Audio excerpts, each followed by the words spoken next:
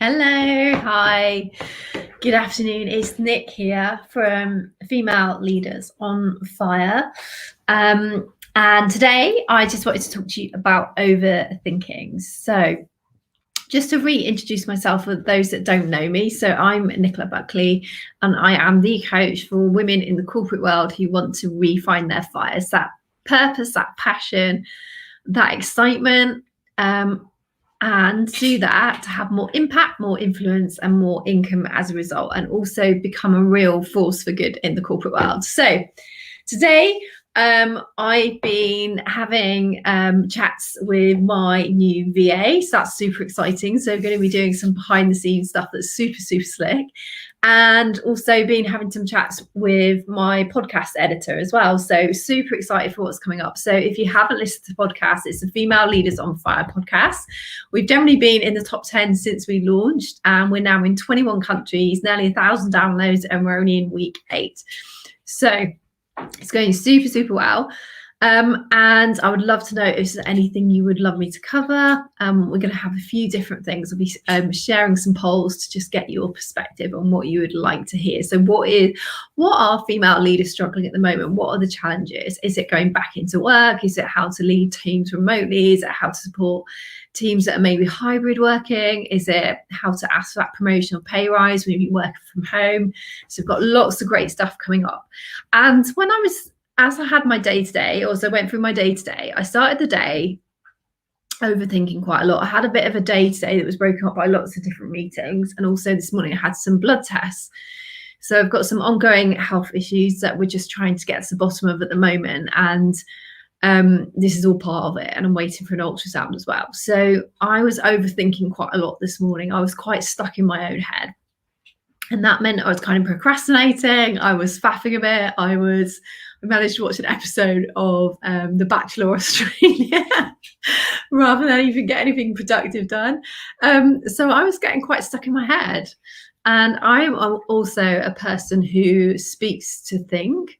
I'm a real extrovert, although I need introvert time. I kind of recharge as an introvert, but a lot of my work, I love being an extrovert. So I love being around people, I get my energy, but when I recharge, that needs to be quietly, needs to be on my own, and kind of indulge in that real self, that time with just myself or at home relaxing. So as I was thinking about this overthinking, it just kind of struck me that I've got some super quick, simple, I've got one particular hack and tip that is immediate. And it's so easy that you can do it anywhere, you can do it at any time. And it's something that most of my clients take away as one of the biggest tools that then becomes part of their toolkit. So as my clients work with me, they create a toolkit. So what do I mean by a toolkit? They create a list of little hacks and tips and things that support them and help them when they're having a moment where they might feel overwhelmed, might be stuck in overthinking. They might feel like they're not heard. They might feel like they've kind of lost that sense of their purpose and their fire. And they create this whole toolkit. So in different scenarios, they have an immediate go-to thing that they can do that is going to help them to get back to feeling on fire and having that clarity and that confidence. And this super simple hack is just to get a blank sheet of paper. And if you're getting to the point where you're overthinking, feeling stuck in your head, you literally mentally tip your head onto that piece of paper. It's like a mental vomit. And if you think about it like this, the reason this is so powerful is because your brain, just look at how many tabs I've got open. Your brain was designed at a time when the bits of information we received were from nature, were from animals around us and from each other. So think of your caveman, your cavewoman. Now we have a lot more inputs and a way of information kind of landing with us. So we have social media, we have our phones, and it's really hard to disconnect, to reconnect to ourselves. So we can spend a lot of our lives kind of feeling disconnected because we're actually spending a lot of time just being constantly in touch, being constantly sharing, being constantly online. But actually that time offline is that time to connect to ourselves. So if you think about it, what the brain's had to do is go from coping with thousands of bits of information per second to millions of bits of information per second. So if you think of it as the analogy of having all of those tabs open on your laptop, and just think of it as millions. And the brain is the world's biggest supercomputer. It's absolutely incredible at processing information and then adding a layer of emotion to it. And it's beyond anything that's been developed by man, in my opinion. But actually, that supercomputer still needs some help. It still needs some support. So how can we do that? We can help shut down some of those tabs, some of those however many tabs you feel that you've got open. And how to do that? You get that blank sheet of paper. You empty your head onto that blank sheet of paper. And you just keep going and going. Don't worry about spelling, grammar, it looking neat or anything like that. Just literally, just think of it as a mental vomit. You're going to literally mentally vomit onto that piece of paper. And you're going to keep going until there isn't anything else to write. So when you've done that, that's the first step. Second step then is you can start to split those under headers. And you can start to group them together. So it might be some relate to your work, some relate to home, some relate to you and your diary, some relate to family. You can split into whatever headers you have. I tend to have 6, but clients create their own. So then it's starting to come together, starting to come into areas. It's starting to kind of become coherent rather than big grey swirling mass of overthinkingness in your brain. It's starting to make sense. So that's step 2. Step 3 is then you're going to look at that list and you're going to take anything out that is past or future.